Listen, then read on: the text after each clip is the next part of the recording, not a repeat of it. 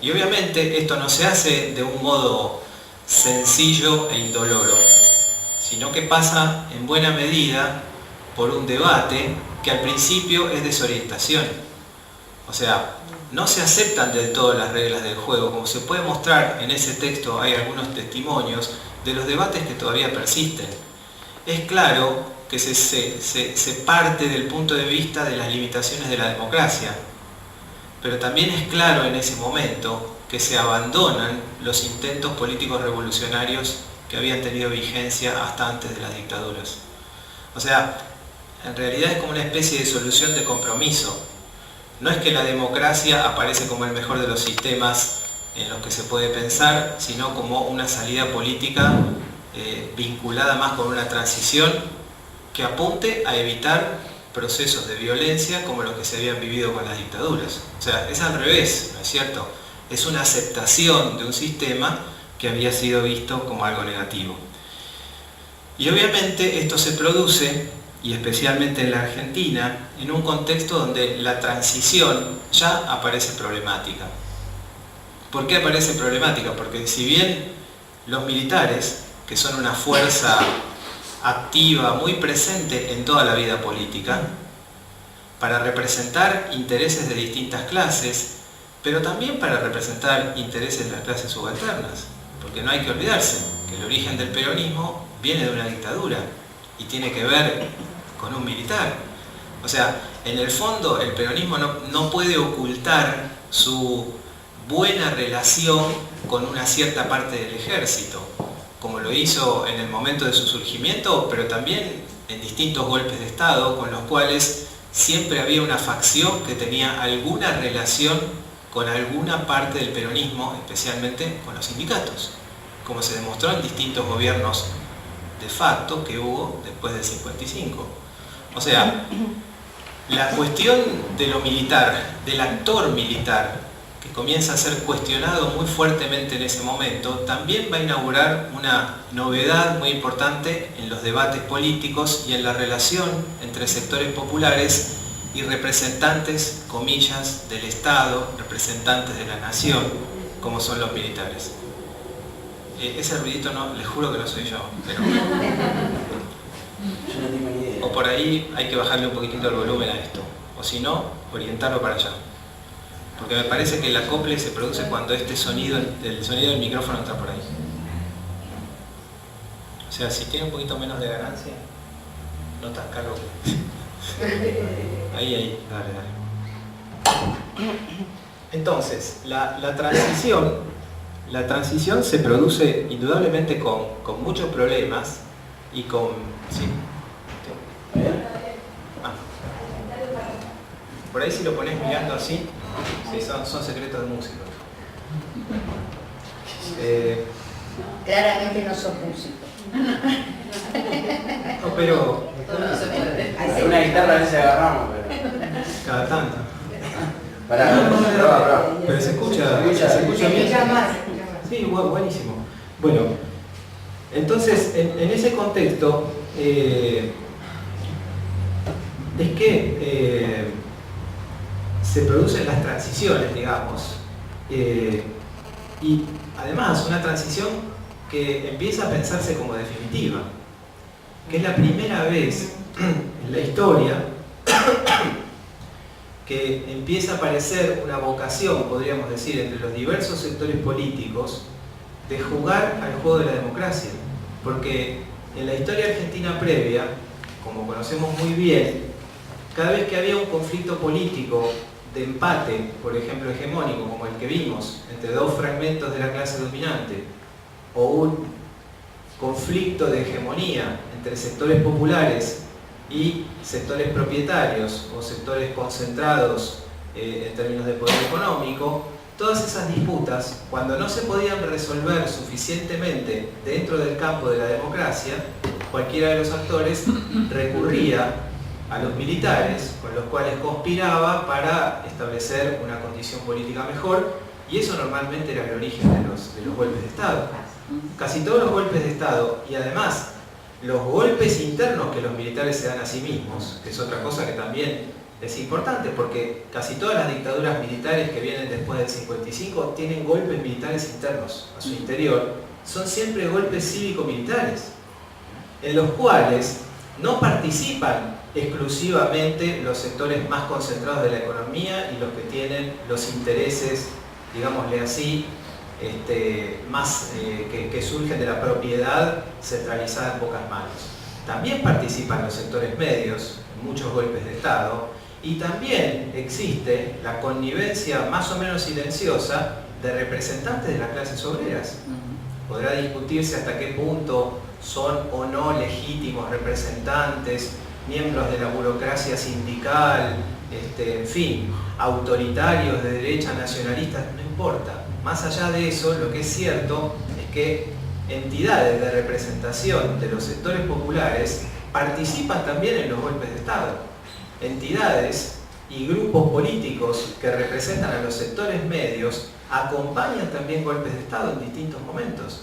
La novedad en los años 80, después de la crisis de la dictadura y después de la derrota de Malvinas, es que se piensa en la democracia como el sistema en el cual a partir de entonces se van a empezar a resolver los conflictos. Pero situémonos en ese momento, es una transición sumamente débil. Es una transición, digamos, que se ve hackeada por los militares, pero que también se ve hackeada por los sindicatos. Porque de alguna manera, digamos, empiezan a aparecer conflictos para los cuales la administración democrática en ese momento en el poder no tiene respuestas eficaces. Entonces, situémonos en ese momento y vamos a ver que la década del 80 es la década de la necesidad de una recuperación política, no sabemos bien a dónde va a ir, sumamente hackeada por problemas políticos, por decisiones que se toman desde el poder político, pero también por problemas económicos que están afectando la sustentación de los sectores trabajadores, básicamente, que comienzan a vivir en ese momento la precarización. Que cuidado, en ese momento no se sabe tampoco a dónde va a ir. No se sabe lo que va a venir después, nadie lo tiene demasiado en claro. Entonces todas esas luchas se ven como luchas de restauración, de restitución, y van dando los resultados que se van produciendo y que aparecen en este texto que yo les propongo leer. Otra cosa que aparece en los años 80 y que es importante para repensar el lugar de los sectores populares es que aparecen nuevas causas políticas. Nuevas causas políticas que hasta el momento nunca habían existido. La primera de ellas son los movimientos de derechos humanos. Los movimientos de derechos humanos van a ser una novedad completa en el panorama de la política, porque hasta entonces, podríamos decir, casi todas las luchas por la representación y por el planteo, llamémosle en términos amplios, de agendas, de temas políticos para discutir, están monopolizadas o por los partidos políticos o por los sindicatos. Pero no hay otro tipo de agrupaciones, digamos, que tengan peso en esas discusiones. En los años 80 aparece el movimiento por los derechos humanos. Más o menos importante en términos de número, más o menos importante en poder de movilización, no importa, lo importante es que van a ser una fuerza de interpelación para el resto de las fuerzas políticas que debaten los problemas tradicionales de los sectores populares.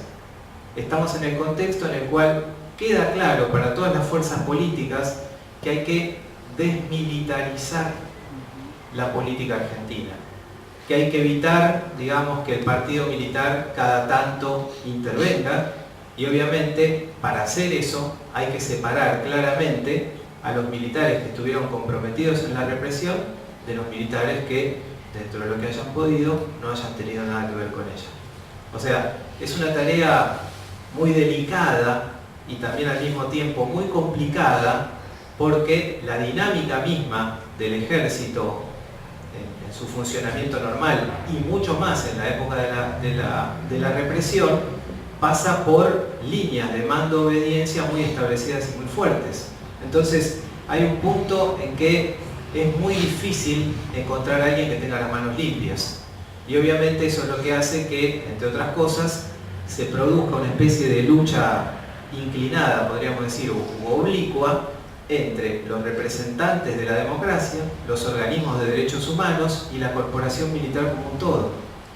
Ese movimiento, ese conflicto, que va a tener distintos niveles de intensidad, se manifestó en principio con todas las movidas militares que hubo en distintos momentos después de la asunción de Alfonsín en el poder y después de los juicios que se hicieron en las juntas. Y obviamente cada vez que los militares avancen un paso van a retroceder otro, o digamos van a hacer un contrapoder los movimientos de derechos humanos, oponiéndose no solo a los militares sino a todas las soluciones de compromiso que el gobierno radical hace para tratar de resolver los conflictos de la transición. O sea, empieza a haber una conflictividad ahí que es nueva, que es desconocida en el ámbito de la política y que tiene que ver con el movimiento de derechos humanos, que es uno de los tantos movimientos nuevos que van a aparecer, o por lo menos de los que van a tomar fuerza. Otros movimientos que empiezan a surgir en ese momento son los que se llamaron sociológicamente los nuevos movimientos sociales, que durante, diría yo, los primeros 6-7 años de los años 80 plantearon también una agenda de problemas nuevos. El principal, digamos, de estos nuevos movimientos sociales, unido al de los derechos humanos, es el de los movimientos vinculados con la mujer o con las reivindicaciones de la mujer, que en distintos lugares de América Latina tuvieron distinta fuerza e intensidad, pero que en la Argentina, y a partir de la política de Alfonsín, empezaron a tener un peso creciente en el interior del Estado. Los movimientos feministas, que todavía se llamaban movimientos feministas o movimientos de la mujer, no eran todavía movimientos de género, y esa es una denominación muy importante porque especialmente se centraban en reivindicar, digamos, el rol de la mujer y en encontrar soluciones para sus problemas y sus problemas de desarrollo y de inserción, básicamente. Bueno, el movimiento de mujeres va a ser crecientemente importante y va a empezar a entrar en los sectores populares. En general, la reivindicación feminista, que en la Argentina empieza en los años 60 y en los años 70, con toda la modernización cultural que significaron los años 60, está centrado fundamentalmente en el problema de las mujeres de las clases medias. O sea, de las mujeres que empiezan a estudiar, a desarrollar carreras profesionales, a ser independientes y que empiezan a establecer, digamos, una discusión en las familias, ¿no es cierto?, y especialmente en las familias modernas, sobre el lugar que tiene que tener la mujer en el hogar, respecto de los hijos y respecto a la autoridad masculina al interior de la familia. Lo que pasa en los años 80, y este es un punto de inflexión muy importante, es que el movimiento de mujeres empieza a intervenir en los sectores populares, en las familias de los sectores pobres, en los sectores marginales urbanos, y obviamente esto va dando origen a un progresivo movimiento en el cual las mujeres van a ganar el protagonismo. Las mujeres van a empezar poco a poco en sectores populares, algo que antes nunca había sucedido, a tener cierto liderazgo en lo que es tareas de ayuda mutua, producción, por ejemplo, de comedores. O sea, empiezan a aparecer los famosos comedores populares, muchos de ustedes recordarán, el famoso plan que se llamaba PAN, el Plan Alimentario Nacional. El Plan Alimentario Nacional, lo voy a decir con una palabra espantosa, pero es la que se suele usar en estos terrenos, empodera a las mujeres. O sea, es un plan que se orienta fundamentalmente a que se gestione por vía de las mujeres. Fíjense, poco a poco ese va a ser el movimiento en el cual con el tiempo se van a establecer las redes clientelares en los barrios. Las redes clientelares normalmente son redes de mujeres que manejan recursos, que manejan la llegada del Estado, que son, por decirlo así, las primeras ventanas en los barrios de las políticas sociales del Estado a nivel nacional, a nivel provincial y a nivel local. Es decir, que poco a poco, en los años 80, va a empezar a generarse esa articulación con trabajadores sociales, con médicos sanitaristas que trabajan en la atención primaria de la salud, con educadores populares. También son los años del Congreso Pedagógico Nacional, ahora voy a hacer una breve mención a eso, pero todas esas políticas se articulan alrededor de las mujeres, que empiezan a ser un actor comunitario cada vez más importante. Antes, en general, digamos, las mujeres participaban pero detrás de los varones. Lo que empieza a haber en los años 80 es una participación de mujeres autónomas respecto a los varones. Y esto obviamente implica un cambio en lo que es la forma de representar intereses, agregar intereses y producir demandas sobre el poder del Estado. Otro movimiento que también va a ser muy importante y es considerado así dentro de estos nuevos movimientos sociales son los movimientos vecinales. Hasta antes de los años 80 no existen los movimientos vecinales. Hay 2 o 3 movimientos villeros en distintos, especialmente en la ciudad de Buenos Aires, pero a partir de los años 80 empiezan a aparecer con toda su fuerza los llamados movimientos vecinales. ¿Qué son los movimientos vecinales? Bueno, son los movimientos que empiezan a reclamar a nivel local soluciones habitacionales, urbanísticas y de servicios públicos en esos lugares donde no hay. Una de las cosas que los militares habían generado durante sus años de gobierno es que los problemas de vivienda los resolvían por un lado con represión, por un lado con imposibilitar el movimiento de la población, por ejemplo, del campo a la ciudad o de las ciudades pequeñas a las ciudades grandes, con una represión muy importante en todo lo que eran los asentamientos informales.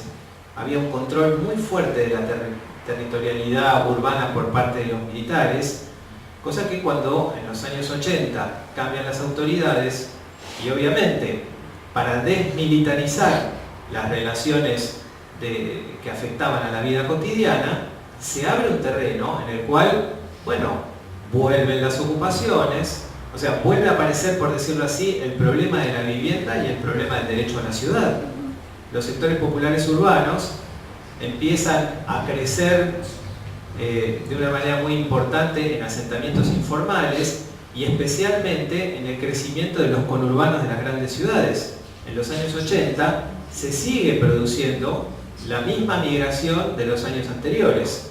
Las ciudades van creciendo, ciudades como Buenos Aires, como Rosario o como Córdoba van aumentando. En la ciudad de Buenos Aires aparece la famosa tercera corona del conurbano, que no existía, con municipios que prácticamente pasan de 250.000 habitantes, los 6 o 7 de esa corona, a convertirse en municipios de 600.000, 800.000 y hasta 1 millón de habitantes, lo cual lleva a que después se los vaya dividiendo a finales de esa década.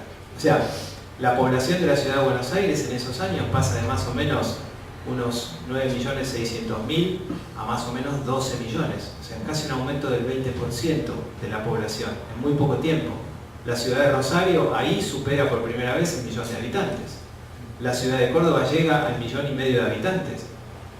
Es decir, todo ese crecimiento de la población, que es un crecimiento de la población pobre, se va nucleando en torno, digamos, a los terrenos más desprotegidos, cerca de los cursos de los ríos, en lugares abandonados, en lugares inundables, cerca de los basurales, y obviamente eso va volviendo a nutrir la famosa cuestión urbana que durante los años de la dictadura no es que se resolvió, pero se reprimió. O sea, los militares tuvieron una doble política de represión en términos de desarrollo urbano, pero también de construcción de vivienda popular con los famosos planes Fonavi. En ese sentido, los militares generaban esos barrios a los cuales a todos le ponían nombre de algún coronel o de alguno que había sido asesinado en los años 70, o le ponían fechas, ¿no es cierto?, insignes de la historia patria, pero mal que mal habían hecho una política que en parte resolvía ciertos problemas de vivienda y en parte los reprimía. No sé si recordarán aquella famosa migración que organizó Videla cuando llenaron en la ciudad de Buenos Aires, allá por el año 78, varios trenes en Retiro, varios, eran como 20, 30.000 personas más o menos, que metieron en trenes y los devolvieron a las provincias. Y así erradicaron parte de la Villa 31. O sea, algo que quedó en la memoria popular, devolvieron a sus provincias y salieron los trenes desde ahí. O sea, eso es indicativo de cómo se resolvían los problemas de vivienda. Pero cuando vuelve la democracia, eso es totalmente distinto y obviamente con una vocación de las autoridades políticas por tratar de resolver el problema, y eso es lo que genera, entre otras cuestiones, los movimientos vecinalistas, los movimientos de protestas de los barrios populares, que no sé si alguien recuerda cómo se hacían. No sé si alguno de ustedes participó en alguno. El texto no dice nada, pero los textos de movimientos sociales recuerdan que una de las primeras movilizaciones que hizo un movimiento vecinalista de La Matanza fue con las mujeres, con las tapas de las cacerolas pegándole con los cucharones. O sea, el primer movimiento, el primer cacerolazo tuvo que ver con eso, tuvo que ver con un movimiento vecinalista. Y obviamente un movimiento que reclamaba en algún punto obras de infraestructura para mejorar las condiciones de los barrios. De ahí, también que estoy haciendo trampa con mi propio argumento, pero de ese movimiento van a salir con el tiempo los llamados movimientos territoriales. Salen de los movimientos vecinalistas, que tienen una particularidad: no se encuadran políticamente dentro del peronismo. O sea, así como tenemos los movimientos de derechos humanos, que en general provienen de sectores medios, que no se encuadran dentro de los partidos que representaron tradicionalmente a los sectores medios. O sea, si bien puede haber radicales, puede haber socialistas, puede haber gente de izquierda y puede haber peronistas, cuando están insertos en los movimientos de derechos humanos, no lo hacen a título partidario, lo hacen a título de causa. Lo mismo pasa con estos movimientos vecinalistas, que son el origen de los movimientos de los años 90, que por primera vez no se van a encuadrar dentro del peronismo, aun cuando tenga adentro peronistas, porque no quieren entrar dentro de la dinámica clásica del partido peronista. Entonces, estos movimientos vecinalistas, podríamos decir, son el tercer gran grupo de esta renovación política, los movimientos vecinales. Los movimientos de inquilinos, que son fuertes en las grandes ciudades. Hay coordinadoras generales de inquilinos, de personas que están por fuera del acceso a la propiedad, que viven en hoteles, que viven en inquilinatos. El movimiento de inquilinos no es de los que alquilan casas, sino de los que viven en inquilinatos, en hoteles de esos que se llaman familiares, en condiciones muy precarias, y son los que van a empezar a presionar a las autoridades locales para encontrar soluciones habitacionales duraderas. Y después, finalmente, todos los movimientos que tienen que ver con los jóvenes, que empiezan a tomar mucha fuerza en los años 80 y que están centrados en principio en las juventudes políticas, que empiezan a aparecer con mucha fuerza. Ya en los 70 estaban estos movimientos, pero estaban orientados a la revolución, todos. O sea, no solo los movimientos peronistas o la tendencia revolucionaria, o los movimientos dentro del partido y filo peronista o cercanos al peronismo, todos los partidos de izquierda también, sus agrupaciones juveniles tenían a la revolución por meta, incluso partidos de una izquierda no radicalizada, como es el caso del socialismo auténtico, que acá en Rosario tuvo un desarrollo muy importante. Y después también pasaba entre los radicales. Hasta la juventud radical tenía una rama revolucionaria y armada. O sea, fíjense cómo cambiaron los contextos, porque todas las nuevas juventudes políticas y lo que se arma ahí, que es la coordinadora de juventudes políticas, empieza a tener una participación muy importante en lo que es la movilización callejera. En los años 85, 86, hay movilizaciones multitudinarias de jóvenes de distintos partidos políticos que se nuclean en torno a esa coordinadora, que después, con el tiempo, se fue debilitando y desapareció. pero que en ese momento es una fuerza de interpelación y de apoyo al sistema político, o sea, de apoyo al sistema, no al gobierno, muy muy importante.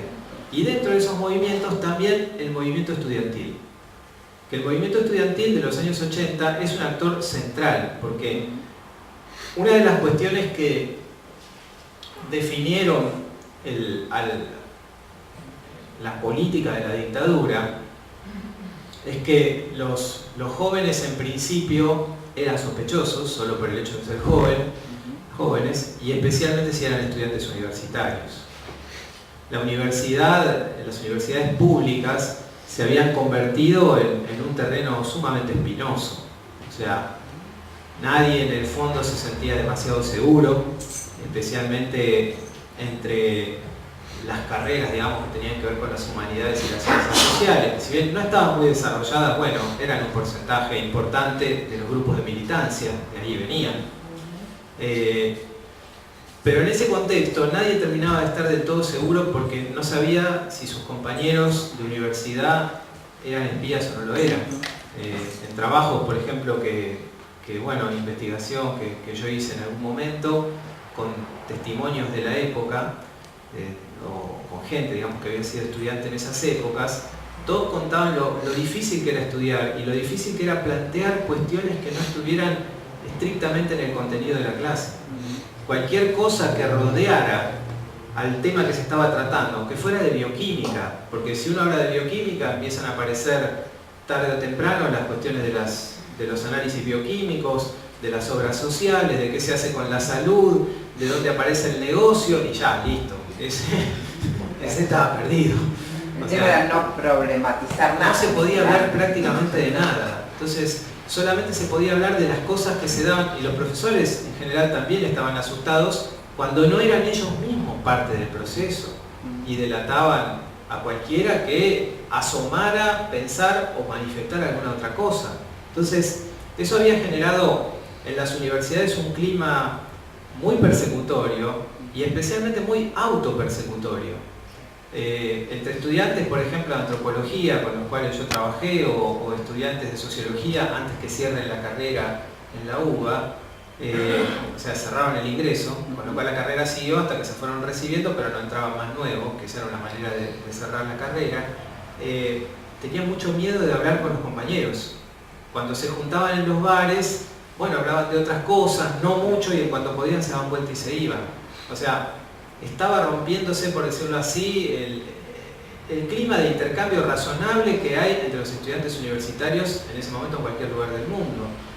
La dictadura en ese sentido fue tremenda y generó esa especie de autopersecución. O sea, después de pasar 7 u 8 filtros, alguien podía confiar en otra persona y nunca confiar plenamente, porque no sabía si esa persona después hablaba con otra. Incluso no porque fuera delator, sino porque simplemente era descuidado o se le escapaba. Entonces todo el mundo estaba muy asustado. ¿Qué viene después de esto? Bueno, perdón, falta una cuestión importante. Además, los militares habían puesto cupos, no solo habían cerrado algunas carreras, sino que habían puesto cupos. Entonces, no todos los que querían entrar en la universidad podían entrar, incluso habiendo aprobado los ingresos. Porque los militares lo que pusieron, además de ingreso, fueron los cupos. Entonces, el clima, las carreras, todo estaba muy controlado. Cuando vuelve la democracia, una de las reivindicaciones más fuertes, digamos, o con las que se hace muy fuerte la campaña de Alfonsín, y en buena medida el apoyo que recibe de los sectores medios, es que va a abrir la universidad. Y es lo que hace. O sea, la intervención del gobierno de Alfonsín en las universidades nacionales tiene que ver en principio con una apertura de la universidad, se eliminan los cupos y además aparecen nuevas carreras. Ese es un cambio cultural que parece menor, pero que tiene consecuencias muy importantes, porque, por ejemplo, no es que yo quiera defender a mi pequeña patria, pero las ciencias sociales en la Argentina son un desarrollo de la democracia, plenamente un desarrollo de la democracia.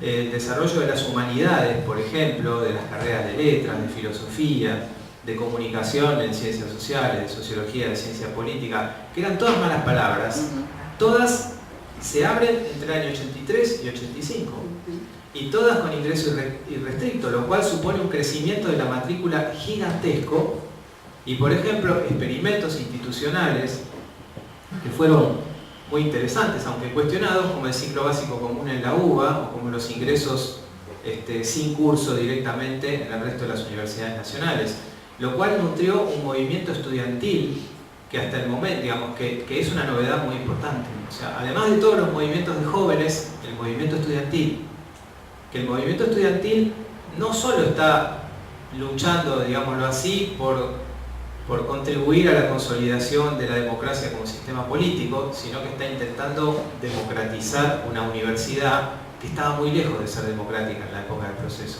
Entonces, todas estas cuestiones también hay que tenerlas en la mesa, digamos, para ver lo que pasó en esos años 80 y para ver cómo se transformaron también los sectores subalternos. Porque el estudiantado, el movimiento estudiantil y los movimientos juveniles son una de las patas centrales de la coorganización, al menos tradicionalmente, de los sectores subalternos en general. La famosa solidaridad que en los años 70 se planteaba entre el movimiento obrero y el movimiento estudiantil empieza a plantearse de otra manera. Empieza a plantearse entre el movimiento estudiantil y ya no necesariamente el movimiento obrero, sino estas fuerzas que están democratizando la sociedad, que están interviniendo en los barrios. Ahí empieza a aparecer otro tipo de cruces en las militancias y otro tipo de problemas. Entonces, diría yo, los años 80 son los años de las nuevas causas públicas, que alteran los debates políticos existentes y las formas de organización que están en juego. Y hacen aparecer, por decirlo así, valores novedosos, o por lo menos valores que no estaban en la agenda. Por ejemplo, la cuestión del derecho a la vida, que era algo que nunca antes nadie había discutido. ¿Se imaginan que entre militancias que se organizan con la posibilidad cierta, y en muchos casos, con la hipótesis directa del conflicto armado y de tener que matar a otros, y de tener que sufrir pérdidas entre los propios, no tiene nada que ver con este nuevo clima? Es otro clima, se está pensando en otras estrategias, en otras formas de agregar los intereses y producir los conflictos. Este contexto, entonces, es que va, diría yo, a aparecer en escena nuevamente el actor sindical. Porque así como aparecen todos estos nuevos movimientos políticos que o estaban reprimidos o simplemente no existían en la Argentina previa, lo que empieza a aparecer después de la vuelta a la democracia y en esos primeros años es un aumento de la conflictividad sindical, de la conflictividad laboral, especialmente con los sindicatos, porque, digamos, por un lado hay un proceso económico de deterioro muy importante del salario de los trabajadores, de las condiciones de contratación y del poder de compra, digamos, de los salarios a partir de la inflación, que es algo que en un ratito les voy a presentar, digamos, vamos a recordar. Y por el otro lado, porque en la medida en que se vuelve a garantizar el derecho a huelga y la libertad de acción sindical, obviamente esos dos elementos van a hacer que la conflictividad del gobierno, fundamentalmente con los sindicatos, aumente muchísimo. Empiezan a aparecer huelgas sectoriales en todos los sectores de la economía. Un trabajo que hace unos 20 años más o menos ya, del año 93, que hicieron, entre otros, Ernesto Villanueva,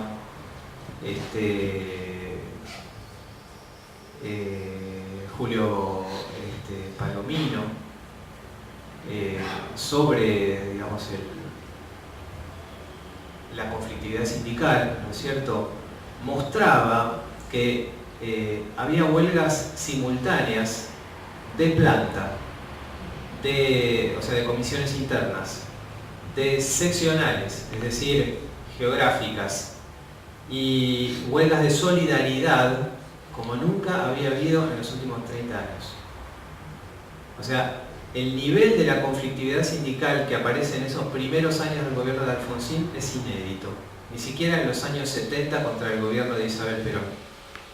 Hay huelgas por todos lados, coordinadas e incoordinadas. Hay huelgas de distinto tipo de conflictividad, digamos, por turno, rotativas, con sabotaje, huelgas generales, hay de todo.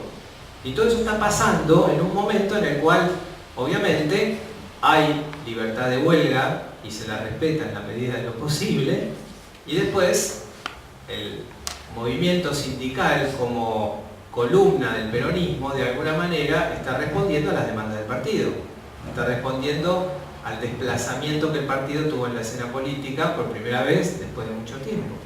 Es decir, esa conflictividad, y es importante tenerlo presente, va a generar rupturas políticas al interior de los sectores subalternos. ¿Por qué?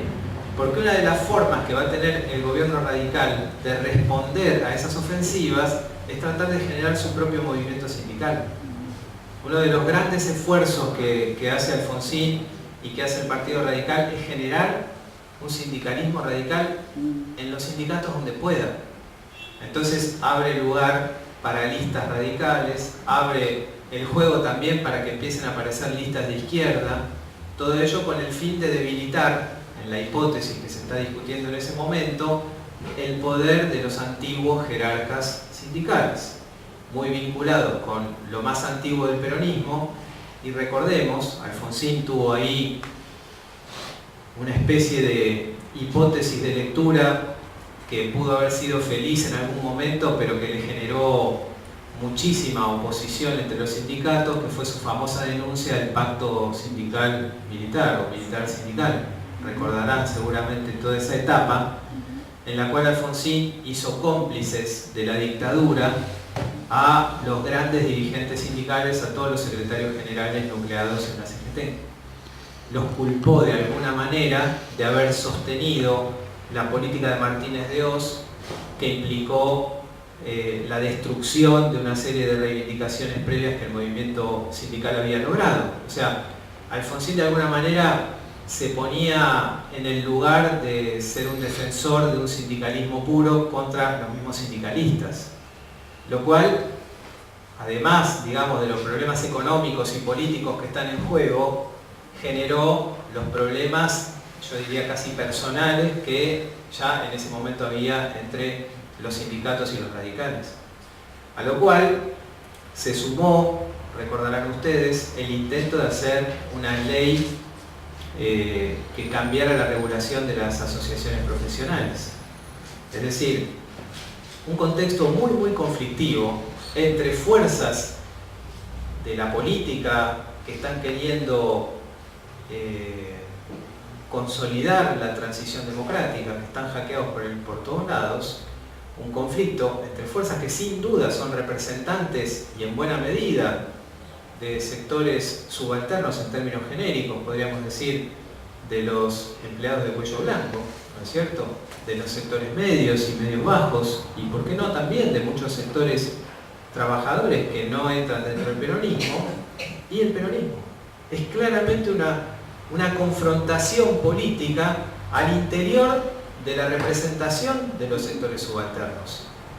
Hay que tener presente que en ese momento, obviamente, de esa confrontación, todos van a salir debilitados.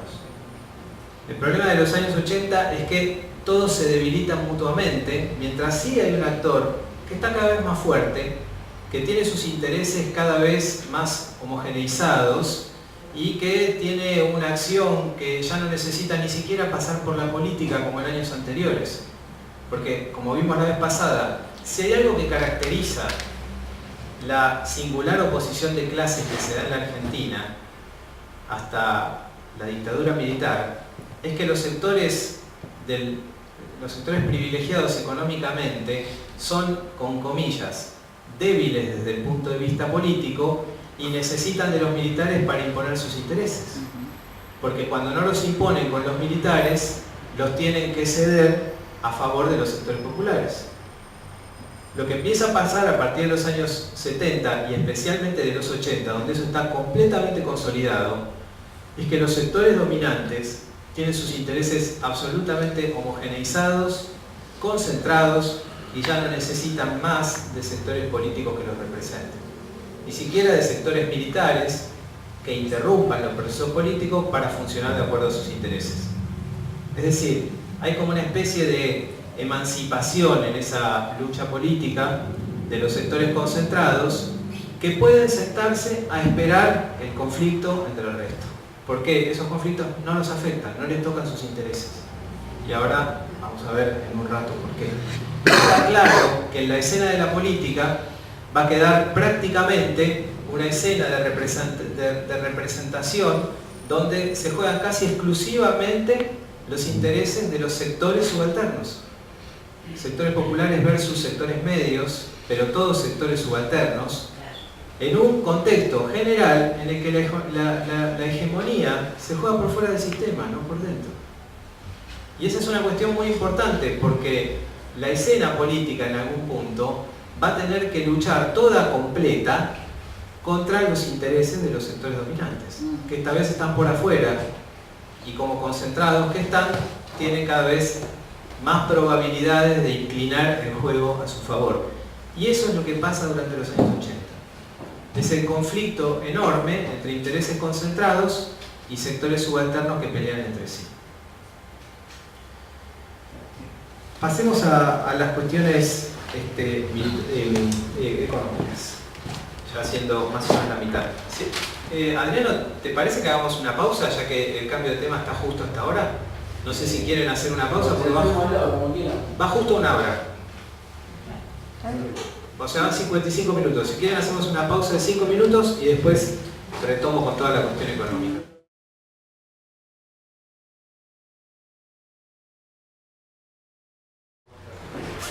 Los años 80, además de toda esa gran apertura que suponen los primeros años de la década,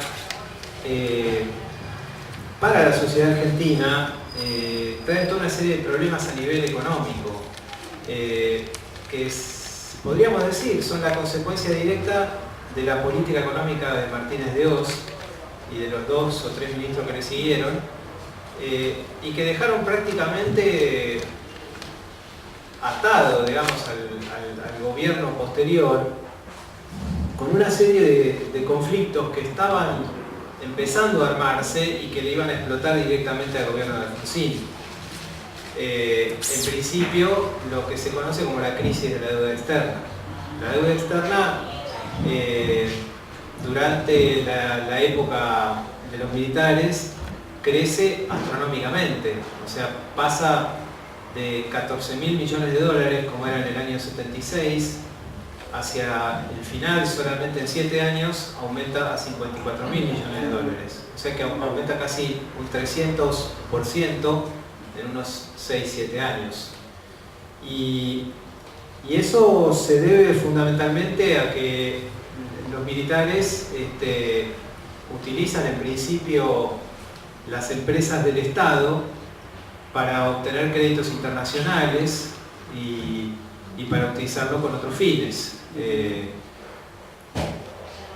Para obtener dólares, por ejemplo, y vendérselos a los sectores empresariales que con esos dólares se supone que iban a hacer grandes inversiones. Y lo que hay en principio es un proceso de capitalización muy fuerte de los sectores concentrados, al mismo tiempo que, como vimos, se están reduciendo los sectores empresariales más débiles. Y por el otro lado, en la medida en que para acceder a créditos posteriores, para pagar los intereses de la deuda, los militares van pidiendo otros nuevos créditos, todo ese tipo, digamos, de endeudamiento que se llama buy to buy, o sea, donde se toma un crédito para pagar los intereses de una deuda anterior, lo que va haciendo es que la deuda crezca cada vez más y el único objetivo que tiene el crecimiento de esa deuda es pagar la deuda anterior. Y en la medida en que las tasas de interés van subiendo, van haciendo que a medida que pasa el tiempo, como esas cantidades de capital que van entrando entran por una ventana y salen por la otra, no tienen ningún efecto sobre la economía real, sino que lo que van haciendo es endeudar cada vez más al país en una matriz productiva que no gana a partir de ese endeudamiento y que va generando con el tiempo intereses cada vez más altos. Es como una especie de retroalimentación que va haciendo la deuda consigo misma, y que llega un momento en que empieza a pesar dentro del presupuesto, porque o eso en algún momento se para cuando se empiezan a pagar los intereses con fondos legítimos, o sigue creciendo porque obliga a pedir nuevos créditos. Ese fue el problema, digamos, de la deuda durante la dictadura militar, que se termina de completar a fines del año 80 con una política que hace el joven Domingo Cavallo, digamos, cuando hace la gran licuación de pasivos privados y los absorbe como parte de la deuda pública. O sea, todas las empresas privadas que estaban quebradas o que tenían graves problemas de financiación durante, digamos, todo lo que fue la aplicación de la política de Martínez de Hoz, la decisión que toma Cavallo en el Banco Central en ese momento, era muy joven Cavallo, tenía 40 años, es absorber toda la deuda privada y convertirla en deuda pública. Con lo cual es como si a todos los sectores empresarios que se habían estado enriqueciendo con la especulación financiera, al final de todo además le dieran el premio de perdonarle todas sus deudas. O sea, los estaban capitalizando con deuda que terminó pagando toda la población. Entonces, en ese contexto, la deuda externa, cuando asume el gobierno de Alfonsín, es un peso muy importante a nivel presupuestario. Los números que se manejan, más o menos, es del 40% del presupuesto del Estado. O sea, de todo lo que el Estado gasta entre el año 83 y el año 86, los intereses de la deuda, no se paga capital, se paga intereses. Los intereses de la deuda son el 40% del presupuesto estatal. O sea, desde el punto de vista de lo que es el presupuesto y los gastos que tiene normalmente el Estado, es tremendo el peso de la deuda. ¿Por qué? Porque además la deuda hay que pagarla en dólares. Entonces, el Estado se ve obligado a recaudar en pesos para pagar en dólares. Y en dólares que llegan a comer, como les dije, el 40% del presupuesto del Estado. Es decir, que la carga impositiva que el Estado tiene sobre la población, en 4 de cada 10 de los pesos que obtiene son para pagar una deuda externa, que además no la está pagando, está simplemente contrarrestando, está evitando que siga creciendo la deuda, está pagando los intereses. Entonces, en ese contexto, la deuda es parte del déficit público, genera déficit y obviamente va llevando, digamos, a que haya un problema distributivo importante por el peso que el sector externo tiene sobre el sector interno. Obliga, por un lado, a que la presión impositiva sea mayor, o si no, obliga que para compensar el déficit del Estado, el Estado se ve obligado a emitir moneda. O sea, es el grave problema de los primeros años de Alfonsín. Hasta el plan austral por lo menos funciona de esa manera, muy fuertemente, es lo que vemos en el texto que les di. Y en ese contexto, la situación económica es gravosa para todos los sectores sociales, porque la inflación, por ejemplo, en esos años llega más o menos al 100% anual. Por eso es que se habla ya de mega inflación o hiperinflación. ¿Saben que la palabra hiperinflación es un invento argentino? Sí, sí, es un invento argentino. Sí, porque en otros lugares nunca, o sea, hubo periodos de gran inflación en otros momentos, pero eran episódicos, duraban poco tiempo. Bueno, en Argentina en ese momento empieza a hablarse de mega inflación, porque ya son niveles de inflación que no los tiene ningún país en ese momento, y la inflación genera varios problemas. En principio, para el salario de los trabajadores, porque como todos sabemos lo que hace la inflación es que se desvaloriza el salario real, el poder de compra es cada vez menor. Pero hay un problema muy grave para los empresarios también, porque imagínense ustedes, cuando la inflación pasa a ciertos niveles, alguien que está trabajando con cobros, por ejemplo, a 120 días o a 180 días, llega un punto en que no sabe más calcular sus costos internos, porque tiene una contabilidad imposible de establecer. O sea, si alguien está recibiendo de los proveedores ciertas materias primas que necesita para la producción, sabe que tiene que ir aumentando los salarios con una tablita, o sea, tanto en tal mes, porque es el acuerdo con los sindicatos, si no, le hacen huelga y pierde. Entonces, el empresario que tiene que pensar en todas estas variables llega a un punto en que no puede calcular su tasa de ganancia. O sea, en el fondo no sabe si está ganando, si está empatando o si está perdiendo. Es más, hubo casos en la mega inflación del año 86, antes del plan austral, que había empresas que seguían operando y estaban quebradas y no lo sabían. Porque como todavía no le habían entrado todos los ingresos que tenía dormido de 180 días, en la contabilidad no los tenían, pero cuando les entran ya no tienen el valor que pensaban que iban a tener.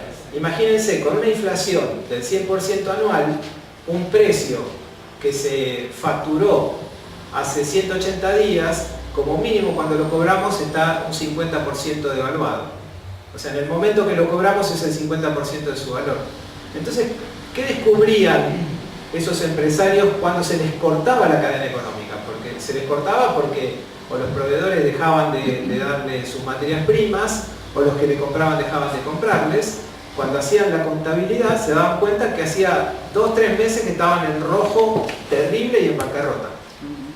Entonces, el problema es que eso empezó a generar un ciclo económico totalmente caótico y que fue haciendo que, como medida preventiva, muchos empresarios empiecen a despedir gente. Primera cuestión. Segunda cuestión, empiecen a generar condiciones laborales más inestables en términos de contratación, quitar premios, quitar todas las facilidades y los incentivos blandos que le podían dar a sus trabajadores, con lo cual se empezaron a resentir las relaciones cercanas que habían existido entre empleadores y empleados. O sea, empieza a aparecer una nueva conflictividad que en los años del proceso no era así, en años anteriores tampoco, porque todas esas cosas se concertaban, y además el problema económico de proveedores y clientes, o sea, empresas proveedoras y empresas clientes, que de golpe empezaban a recortar los circuitos económicos, a bajar la productividad y obviamente a generar enormes problemas económicos. O sea, la inflación no solo estaba afectando a los trabajadores, estaba afectando a las empresas. Y después las empresas volvían a afectar a los trabajadores justamente por sus propios problemas. O sea, era una especie de círculo vicioso el que se estaba produciendo, que rompía en principio la solidaridad de clases antigua, previa al proceso militar, que había por lo menos en las medianas y en las pequeñas empresas. Eso se rompe completamente. Y por otro lado, lo que pasa con la inflación es que hace que las empresas que están más concentradas y que tienen la capacidad de formar precios, preventivamente le pasen el problema inflacionario al precio. Con lo cual, esa empresa descarga el problema en un tercero. Por ejemplo, las empresas más concentradas, que son las que salen fortalecidas dentro, digamos, al final de la política del proceso, lo que hacen cuando se relacionan con el mercado interno es que cuando les aumentan los costos internos o cuando les piden aumentos de salarios, los dan sin ningún problema, porque después los trasladan automáticamente a los precios. Y en la medida en que se trata de empresas oligopólicas o que tienen situación, digamos, de predominio muy importante en sus ramas, lo que van haciendo esas empresas es contribuir a la inflación. Entonces tenemos por un lado un aumento de la masa dineraria que va generando el Estado por no poder cubrir su propio déficit, dado el peso que tiene el sector externo en el presupuesto, digamos, del Estado.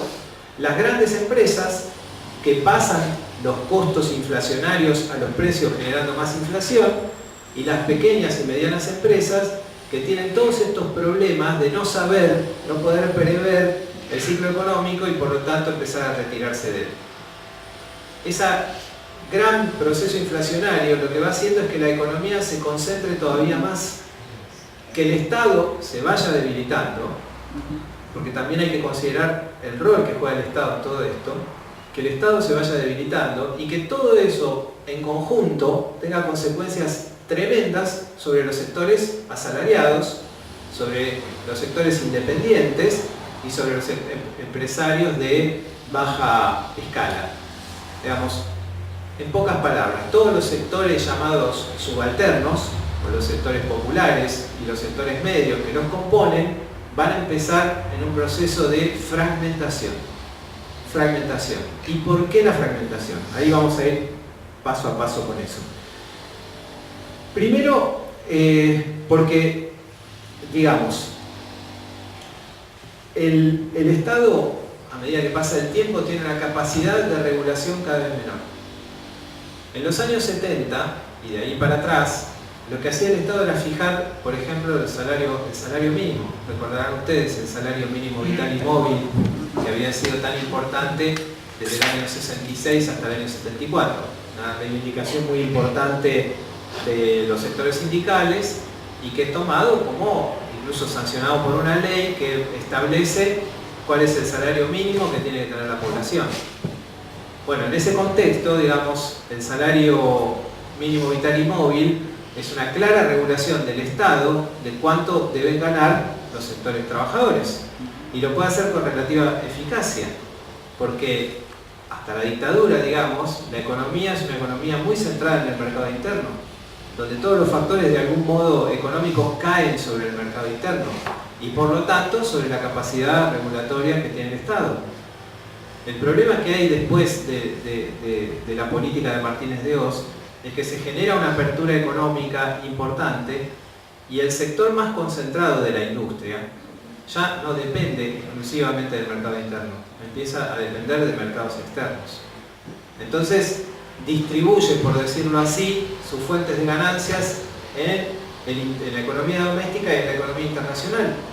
Y a la medida que puede participar de la economía internacional, bueno, obtiene ahí sus ganancias extraordinarias y en todo caso regula sus costos internos a partir de los precios que se generan en la economía.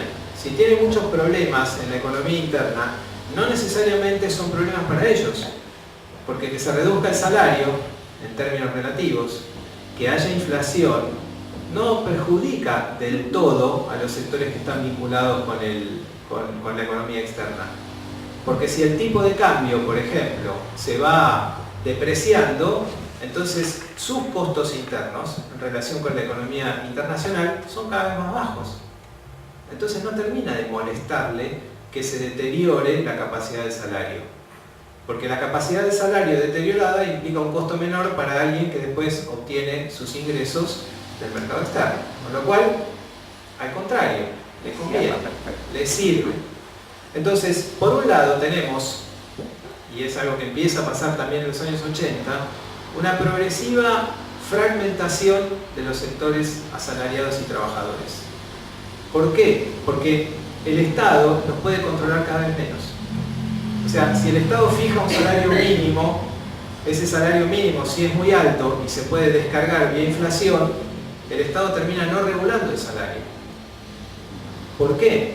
Porque si los formadores de precios que están vinculados con el mercado externo y con los concentrados al mercado interno aceptan sin problemas el salario interno, no hay problema, el salario mínimo, súbanlo, lo suben, lo aceptan, lo descargan sobre los precios, o sea, indirectamente lo que están haciendo es quitarle soberanía al Estado. El Estado después no puede regular el salario real. Lo que puede regular es el salario nominal, pero lo que no puede controlar es la dinámica de los precios, salvo que ponga precios máximos, salvo que ponga a funcionar un control exclusivo, digamos, excesivo del mercado interno y de la economía, que además siempre se le va a terminar escapando de las manos. Pensemos en ese Estado, que además es un Estado débil.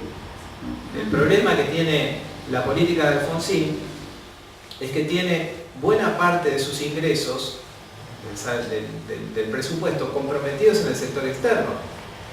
Entonces, tiene una capacidad regulatoria bastante baja, con empresas que han salido muy fortalecidas del juego económico previo y por lo tanto que tiene serias dificultades para regular los flujos internos de la economía. No puede regular los precios, regula los salarios pero los regula mal, y obviamente eso le produce cada vez una mayor inestabilidad. En ese contexto entonces es que hay que poner los conflictos sindicales, que además de políticos, como hablábamos ayer, además de ser políticos, además de tener ese tinte personal, digamos, que no hay que desdeñarlo, digamos, no hay que despreciarlo, de la oposición que se da entre Alfonsín y la CGT, en principio, las dos CGT que habían en ese momento, tiene condimentos, por supuesto, reales. O sea, tiene que ver con que el salario real se está depreciando a pasos agigantados, en un contexto donde el Estado además es débil para fijar el salario real. Entonces, eso también explica por qué la conflictividad sindical aumenta tanto y lo que se llama la disciplina laboral se resiente tanto. Porque eso es algo que, digamos, si bien desde el punto de vista económico no afecta mucho a los empresarios, sí los afecta desde el punto de vista de su capacidad de gestionar el proceso productivo. Porque se le ve muy interrumpido por las diversas huelgas de los sindicatos. O sea, eso también va generando un malestar en la relación entre sindicatos y empresarios. Entonces, está haciendo ruido todo el tiempo la intervención estatal en esos ámbitos, y recordarán ustedes casi todos los llamados que hizo Alfonsín a los pactos sociales, a las concertaciones. ¿Se acuerdan que en distintos momentos fue haciendo distintos pactos o distintas mesas, y todas ellas fracasaron, siempre en algún momento se le levantaron de la mesa, o los sindicalistas o los empresarios, pero siempre el Estado quedaba solo.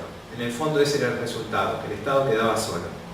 Entonces, en ese contexto, y es la primera vez, el Estado es un actor más. Y esto hay que tenerlo presente, porque es la primera vez que el Estado está débil frente a las corporaciones empresariales o a las empresas más concentradas, o frente al movimiento obrero, que tiene capacidad de impugnación, digámosle así, pero que no tiene capacidad de construcción. Entonces, estamos en un momento político muy complicado, donde el Estado por primera vez es uno más entre todos los actores y no el actor, como había sido hasta el momento. Y esto, obviamente, va mostrando un Estado que puede regular cada vez menos la economía. Y si puede regular cada vez menos la economía, obviamente, el Estado en la Argentina siempre fue aliado de los sectores subalternos. Incluso en algunas dictaduras fue aliado de los sectores subalternos. El Estado entonces, al dejar de participar, va a debilitar aún más a los sectores subalternos. O sea, no a los sindicatos, pero a los sectores que dependen del salario en general. Y esto, obviamente, va a generar una incidencia dentro de lo que es el mercado de trabajo, la definición de las condiciones generales de trabajo, que se van a ir fragmentando cada vez más. O sea, si previo a los años 70, como vimos con los cuadros que veíamos ayer, la tendencia era a una homogeneización de los sectores populares, de los sectores subalternos, de las clases subalternas, y a una fragmentación de las clases dominantes, bueno, en los años 80 la tendencia que se inicia con el proceso se va a profundizar muchísimo más. Es decir, los sectores económicamente privilegiados van a tener cada vez más privilegios, se van a concentrar cada vez más, van a ganar cada vez más dentro de lo que es la distribución interna de los ingresos, y los sectores subalternos, las clases populares, los asalariados y los trabajadores en general, van a participar cada vez menos del producto social.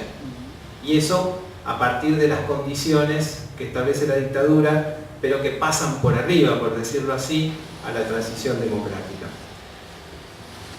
¿Y por qué? Bueno, en principio porque ese sector empresario, como decíamos hace un rato, es cada vez más fuerte, pero además porque a partir de los años 80 queda organizado en torno al sector financiero.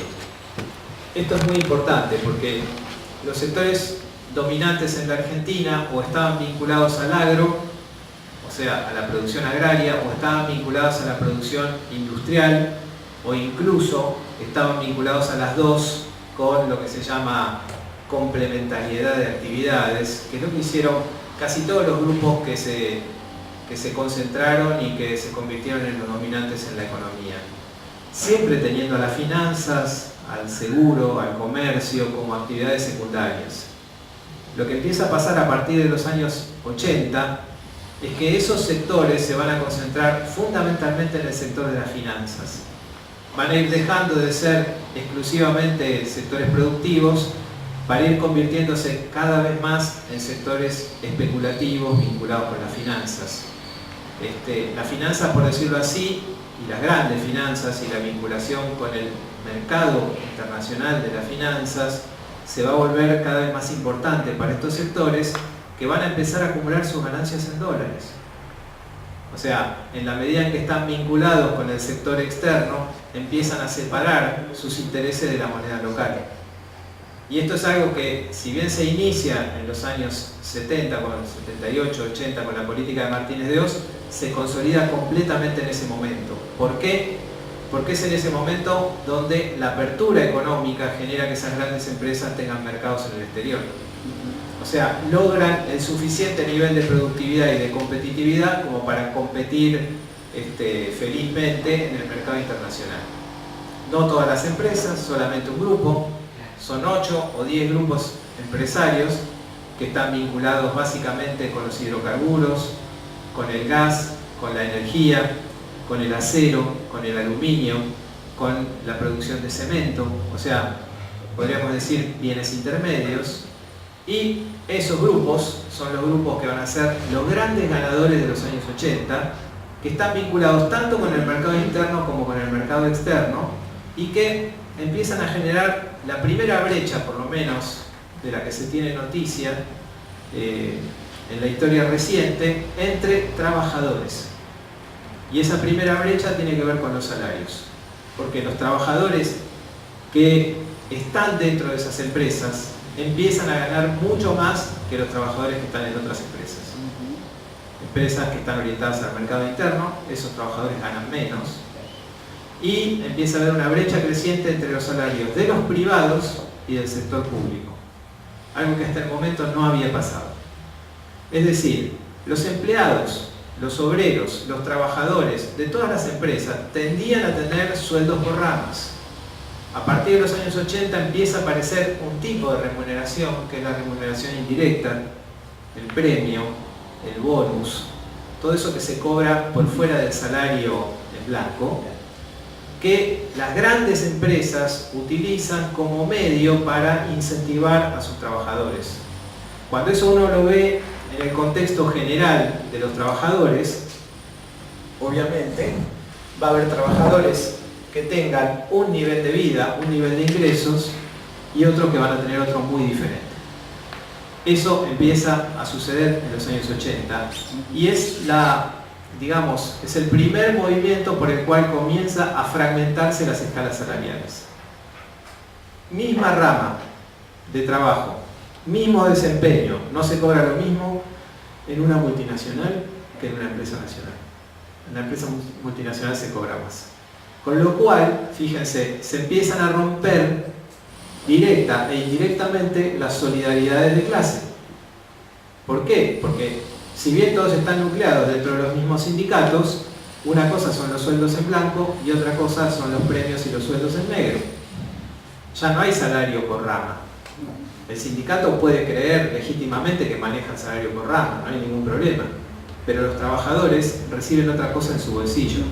Entonces empieza a romperse justamente la solidaridad de clase. A eso se lo conoce como polarización de ingresos o fragmentación de ingresos. Dentro de la misma rama hay unos que van a tender a ganar menos y otros que van a tender a ganar más. Eso es algo novedoso en la economía argentina y se produce fundamentalmente a partir de las empresas que se vinculan con el sector externo. Después, otro problema que empieza a pasar, además de la fragmentación de las escalas salariales en este sentido, se produce entre las empresas grandes y las empresas pequeñas. Las empresas grandes pueden dar un tipo de prestaciones que las empresas pequeñas no. Es decir, además de los salarios y los premios, esas empresas pueden dar facilidades en lo que hace a contratación. Por ejemplo, pueden generar periodos de vacaciones distintos, además de los bonos, participación, por ejemplo, en acciones de las empresas, cosa que las empresas chicas nunca pueden hacer y que están siempre atadas de alguna manera a la facturación de la que disponen. Bueno, eso también va haciendo que se generen nuevas fragmentaciones al interior de los asalariados. O sea, no es igual trabajar para una gran empresa que trabajar para una empresa pequeña.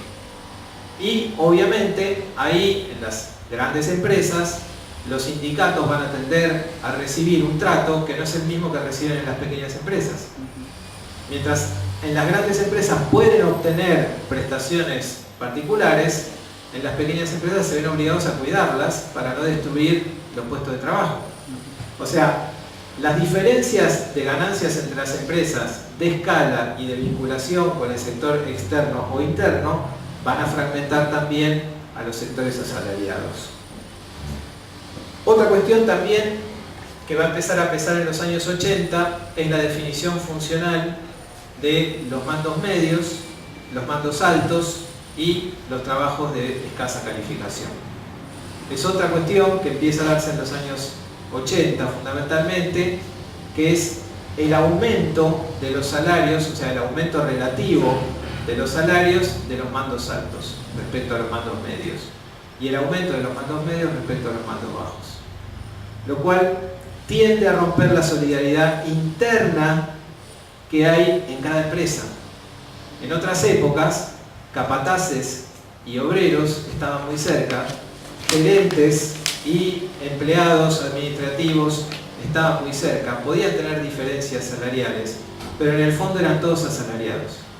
Había como una especie de solidaridad justamente por el hecho de ser asalariados. Lo que empieza a pasar a partir de los años 80 es que aparecen escalas muy diferenciadas de acuerdo al tipo de tarea que se realiza.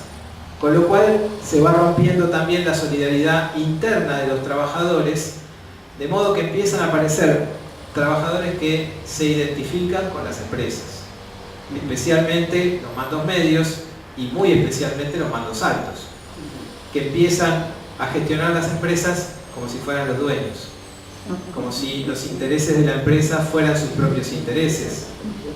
Algo que antes pasaba en casos muy exclusivos, porque imagínense, en empresas medianas o en empresas pequeñas, el mando alto en general era el dueño. El mando alto, por lo general, ¿no es cierto?, era familiar del dueño, era un hijo del gerente, o los gerentes eran todos parientes, eran todos hermanos, eran empresas familiares. Bueno, lo que empieza a pasar en las grandes empresas es que eso se rompe completamente y empiezan a haber conflictos internos entre los trabajadores de los distintos niveles. Si esto lo ponemos históricamente, algo que no existía y a partir de entonces empieza a existir, es que los sectores trabajadores en todas las funciones que cumplen se van, por decirlo así, dispersando. Se dispersan en términos de intereses, pero también, y esto es lo importante, se dispersan en términos de identificación. ¿A qué lleva esto? A que las solidaridades políticas que podía haber al interior de una empresa, y de una gran empresa en especial, y también del Estado, tiendan a romperse. En tiempos anteriores, como bien nos muestra el trabajo de Villarreal, los intereses tendían a agregarse hacia abajo. ¿Por qué?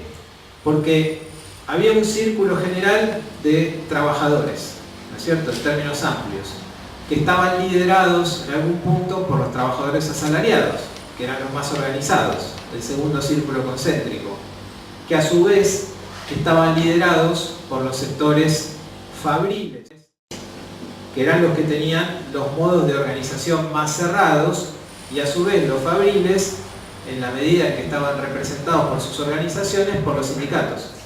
Los sindicatos tenían un peso de agregación muy importante en distintos círculos concéntricos que iban del sector fabril al sector asalariado, a todo el sector de los trabajadores. O sea, era como una especie de concentración de la fuerza y obviamente eso le permitía negociaciones muy interesantes.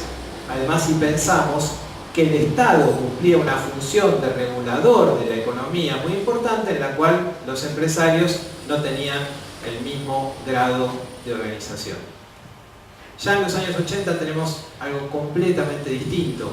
Empieza a haber, en principio, un desplazamiento del sector sindical, una disminución del poder de los sectores industriales, trabajadores industriales, y una precarización general de los asalariados. Precarización y fragmentación de sus escalas de ingresos.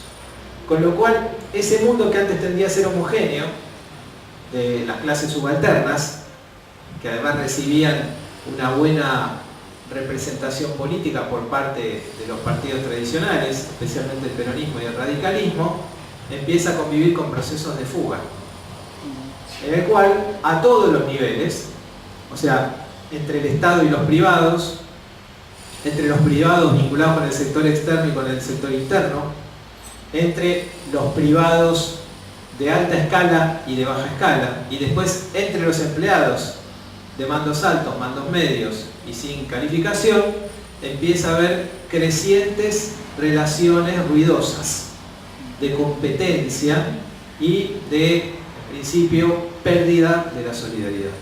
Entonces, en los años 80 ya estamos hablando de sectores trabajadores que empiezan a tener una conflictividad interna que antes no habían tenido. Esa conflictividad interna depende de estas nuevas condiciones económicas en las cuales los principales perdedores, además del Estado y los pequeños y medianos empresarios, van a ser los trabajadores en general. Eso es lo que explica de algún modo esa especie de canto de cisne, podríamos decir, de la conflictividad sindical de los años 80. Porque la conflictividad sindical de los años 80 lo que está anunciando es una importante pérdida de poder.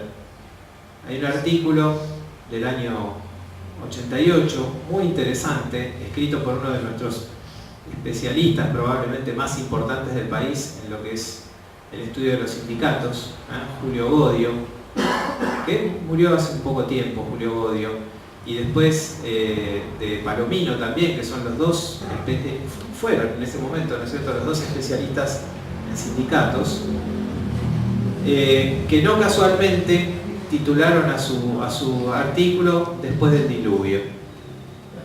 Después del diluvio. ¿Sí? Y el diluvio fue justamente toda la política hasta el año 86-87. De hecho, es el momento en que empieza a haber gran conflicto entre las centrales sindicales. Si ustedes recuerdan, empieza a haber un conflicto político al interior del movimiento obrero que se divide nuevamente, digamos, en la división, recuerdan, entre las dos CGTs, ¿no?, que ya venía perfilándose, pero ahí es muy fuerte, entre la CGT Azucarero y la CGT Brasil, que es el inicio, digamos, de modos de entender la política sindical y la política en general. O sea, va a haber un sector que va a tender a acercarse más a los sectores empresarios, el sector que en ese momento lideraba Triaca, no sé si recuerdan, el representante de los plásticos, y por otro lado, el sector de Ubaldini, que estaba mucho más propenso, digamos, a unirse con el Partido Justicialista y a, digamos, luchar en favor de la vuelta del peronismo al poder. Y eso es el momento también donde empieza a aparecer tímidamente, la lucha del sindicato de trabajadores del Estado, de ATE. Recordarán ustedes, es el momento en que se hace público por primera vez Germán Abdala, aparece por primera vez. Porque, pensémoslo, la tradición sindical argentina es una tradición de unificación de intereses. A partir de los años 80 empieza una nueva etapa en la cual los intereses divergen y empiezan a aparecer variantes políticas, obviamente, como no puede ser de otra manera, todas dentro del peronismo, pero que son interpretaciones muy variadas de cuál es el rol del Estado, el rol que el Estado debe cumplir, el rol de las empresas y el rol de los sindicatos frente a las empresas, el Estado y la política, todo junto. Entonces, el movimiento sindical, que en la Argentina tuvo una fuerza de aglutinación muy importante en los sectores populares y los sectores subalternos, se va viendo cada vez más fragmentado, sin posibilidad de conciliación. En ese momento incluso llegan a verse como enemigos. O sea, es más enemigo de ATE lo que hace la CGT, la CGT Azopardo, que lo que hace el Estado. O sea, la confrontación política llega a tal punto, digamos, que se va a ir abriendo la posibilidad de una nueva central sindical, que es lo que va a pasar añitos después, en los años 90. Entonces, por donde lo miremos, los años 80 son años muy interesantes desde el punto de vista de lo social y lo político, y plantean una serie de interrogantes que hasta el momento no existían, y que es importante verlos en esa perspectiva, porque está de alguna manera mostrando la tendencia a la fragmentación y cómo se va produciendo, porque no solo es una fragmentación en términos de clases sociales, es una fragmentación también en términos de distribución económica, distribución de ingresos y de salario, y también es una fragmentación política. Todo eso se está produciendo como en sucesivas cadenas, una cosa trae aparejada a la otra. Las cosas podrían haber sido de otra manera. Supongo que hubiera habido consensos distintos sobre cómo entender la acción sindical, sobre cómo relacionarse con el Estado. En ese momento, ningún sindicato percibió, vamos a hacer preguntas contrafácticas, que son las que no hay que hacer históricamente, pero que son las más interesantes, me parece a mí, para hacer análisis político. Ningún sindicato pudo ver que el Estado era débil. Ningún sindicato se dio cuenta de esa debilidad. Al contrario, veían en la debilidad una oportunidad para acumular políticamente. Está bien, le podemos contar las costillas después de que eso pasó, pero en ese momento nadie hizo un análisis sobre ese debate que empezaba a plantearse a mediados de los años 80 sobre la reforma del Estado. El problema de la reforma del Estado no era solo una cuestión de administración política, iba a afectar la relación de los sectores populares consigo mismos, por decirlo así, porque el Estado, al menos en la Argentina, es parte de la organización de los sectores subalternos, que tienen herramientas de autoorganización, pero que también tienen al Estado como una de las herramientas con las cuales esa autoorganización se vuelve fuerte o se dificulta. Y en ese momento nadie percibió, o por lo menos las urgencias llevaban para otro lado. Está bien que había una inflación muy importante, una caída de los salarios muy importantes, y nadie lo puede negar tampoco. Una intentona, digamos, por parte del gobierno radical de meterse entre los sindicatos. Nadie lo puede negar, digamos, era parte del conflicto. Pero es verdad que nadie percibió que el Estado era débil, y que cuando el Estado es débil, los sectores populares pierden. Nadie percibió tampoco que los intereses de las grandes corporaciones y de las grandes empresas ya no estaban más puestos adentro del país, sino afuera. Fueron muy pocos los que tuvieron en ese momento, o los que pudieron ver, que no importaba cuál fuera la disputa, esos sectores siempre salían ganadores.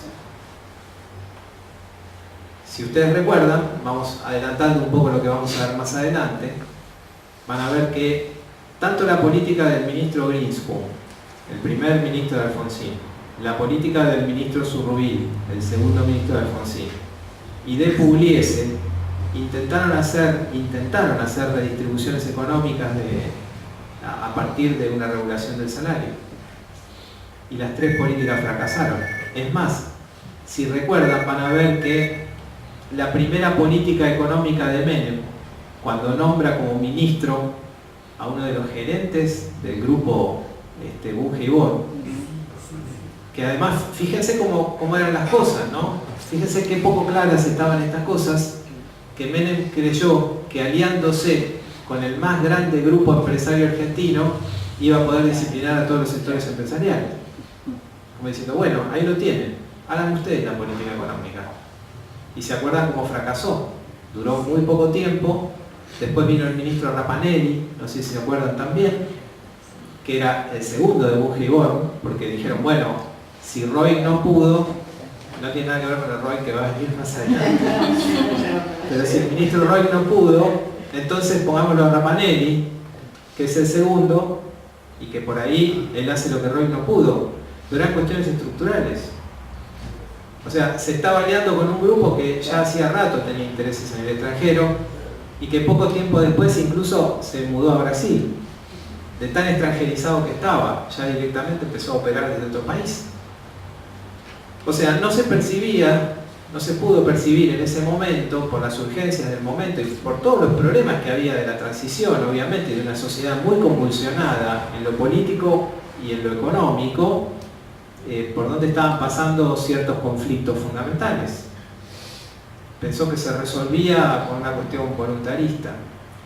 Bueno, ya estaban las bases sentadas, o por lo menos, yo lo que les recomiendo que vean es un texto de un economista que se llama Jorge Schwarzer, que murió también hace poco, uno de los grandes economistas argentinos, que en el año 88 está escribiendo justo en ese momento, interesa verlo justamente por eso, si quieren yo después les paso el link, es muy interesante el texto, cuáles son las líneas de desarrollo futuro de los años 90, plantea él, sobre la base de un análisis económico de lo existente en los años 80. Y van a ver que toda la política que Schwarzer está proponiendo en ese momento, no sé, pero ni por las tapas se puede realizar en los años 90, pasa todo lo contrario.